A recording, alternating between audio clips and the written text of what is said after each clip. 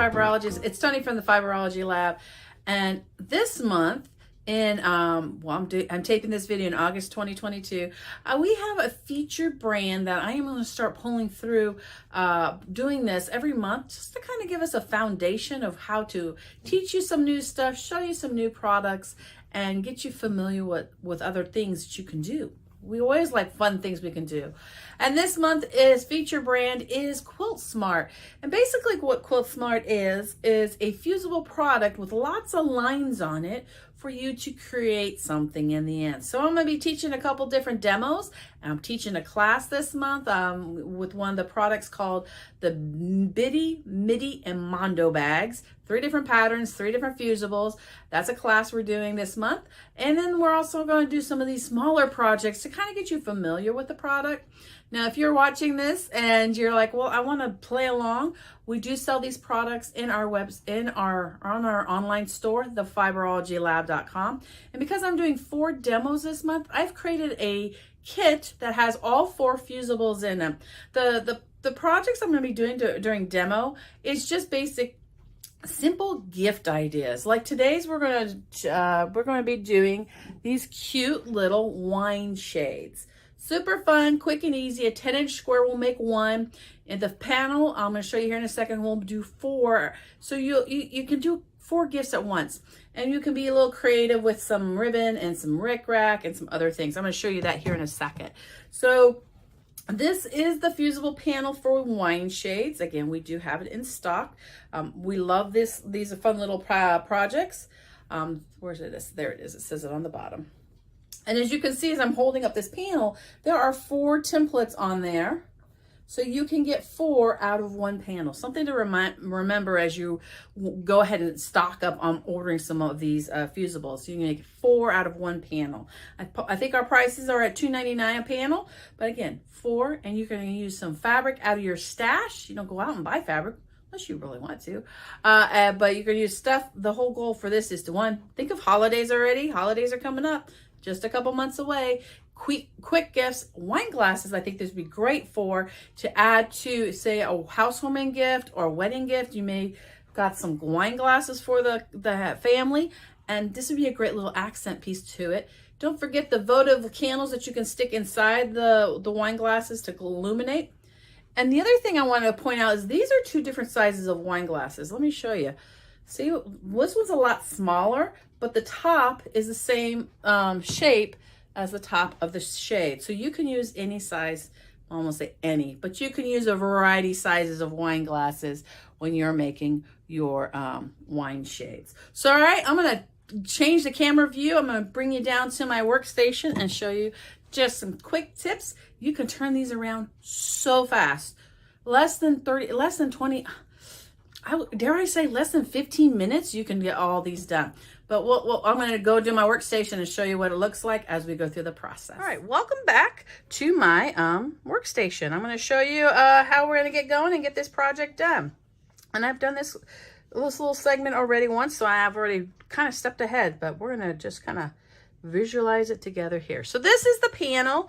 The panel is your template and your pattern. On your panel, let me see, you'll see all sorts of directions and words and some tips.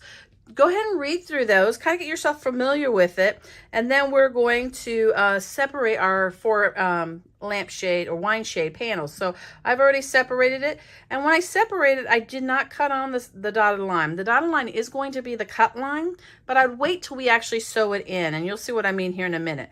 So I just kind of loosely cut this. I'm going to put the rest of this off to the side now. Now, if you're not familiar with how fusibles work, there's a flat side, and then there's a side that's got little bumps, or I like to call them bubbles, because to me, they're bubbles of glue. Basically, that is a glue substance there, and that is what's going to get ironed eventually to the back of your fabric. We're not near an iron, so just make sure you don't go rush and get your iron yet. Do not iron this yet. Let me say that again. Do not iron yet. So what we're going to do is when we look at this piece that we've cut out, there's some words and they're backwards because this is the smooth side. The smooth side had all the printing on it. On this piece here, it says this side up. And then it says the same thing on the, these are backwards though. So they've been mirrored, which means we need to flip our piece. Now when I look at the pattern, it says this side is up, which is the glue side. You're gonna feel those little bumps, those bubbles. And this is a 10-inch square, and that's what this project is excellent for. All those extra 10-inch square layer cakes you've been using and you have a couple left over, this is one of those projects. I have another project coming up this month that we use 10-inch squares as well in. So, and you can use it in your stash. You can piece a 10-inch square together, but basically find a 10-inch piece of fabric and you're going to use it for this. So we're going to lay it down, and you can use a little dab of glue to hold it in place or pins, totally up to you. And then we're going to sew. We are going to sew on the the two outside curved lines. Do not sew on these lines. And if you read the directions, they say start at the little dots, back stitch, and then sew all the way around and back stitch. So that's what we're going to do. So here is mine. Now, again, it looks a little bumpy or a little bubbly because once you sew a line, you need to kind of rest that seam. Well, we can't do that with the fusible because it'll glue it. That's okay. So what now I'm going to do is I'm going to take my pair of scissors and I'm going to cut along that dashed line. Let me do the same here, right here. It only takes me a second, so I figured you can sit and watch while we're doing this. Well, the next step is going to be pressing. And when we press it, we want to make sure we have our ironing board and our iron protected. You want to use either, you're going to use two. I recommend 2 pressing sheets or 2 pieces of parchment paper, whatever you own. We do sell pressing sheets in our online store, thefiberologylab.com. Anytime I talk about a product that I'm using, make sure if it's not in stock, you put yourself on that wait list. So when it comes available, it will, I'm also left-handed if you guys haven't figured that out. You'll be the first one to know when it comes in. So sometimes things sell out fast. And the other thing about wait lists for me is that I know that I need to order more if there is an interest. So it's kind of important to use that wait list. But if you go to fiberologylab.com, type in the word pressing or applique, you're going to see that applique sheet. And the other thing I was using is some scissors that are serrated, which I love these because they got the big handle in them. So now we've trimmed it down. Let's turn it inside out. Now the bumpy side's still up, which is what we want because we're going to turn it inside out. This is the ridiculous easy part of the process. Now you can use a pressing tool, but because this is such gentle curves and such a small project, you can use your fingers relatively easy and just kind of roll it and then kind of finger press it. Finger press that seam. We're gonna do this seam.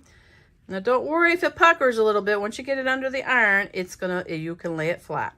Just kind of make sure that you don't have any of the fusible rolling to the front. That's the bottom line of trying to finger press it before you put it under the iron. So what you're going to do next is put that under the iron. Just lay the iron off. So when we press with fusible, we don't take the iron and drag it back and forth, because what happens is you're shifting the fabric and the glue, the bubbles. So we want to make sure we lay the iron down for like 5 to 7 seconds. You can count in your head, 1, 2, 3, 4, 5. Lift the iron, place it back down. Do the same thing and do it all the way across. Now this one, because of the way your iron is, your iron's big. If you have a big iron, you probably do it 1, 2, and 3. Once you get it done on the top, then make sure just flip it over, and I just do a once over, like a couple seconds of the iron here, a couple seconds here, and a couple seconds there. Now this is where I said you need those 2 pressing sheets. You need one on your ironing surface, then you're going to lay your project down, and then you're going to have one on top so it protects your iron surface. So make sure you have 2, and if you think you will not hit the glue, think again. Trust me, you'll hit the glue. It just happens. So anyway, we got this all pressed out. It looks like a funky little banana, doesn't it? We're going to take our right size edges together like this, and we're going to stitch that down. And that's what you're going to see here. Super simple. Stitch it down. Make sure you back stitch and back stitch. Now there's some little dots on the edge, and that's kind of where I started my needle. So I put my needle in that dot, I back stitched, and I come down here, back stitch, and then I pressed my seam open so it would lay flat. And then just flip it. Just flip it and put it on your wine glass. Ta-da! Now what I did with this one, before I sewed the edges together, so before I did this part here, I just sewed on some rickrack on the bottom. Just add a little pizzazz to it. So you can do the same thing with either fringe or a ribbon or a scrappy piece of fabric. So you can add a little more accent to your wine shades as well. So that's our little demo for this week for our featured brand of QuiltSmart. Super simple and easy. Again, we have all these things in the shop online. If you're interested, all you gotta do is go to thefiberologylab.com. If you have any questions, you could always email me at info@fiberologylab.com, or you can text me 865-294-5612. Thanks so much, guys, and remember, we are friends, fibers, and fun.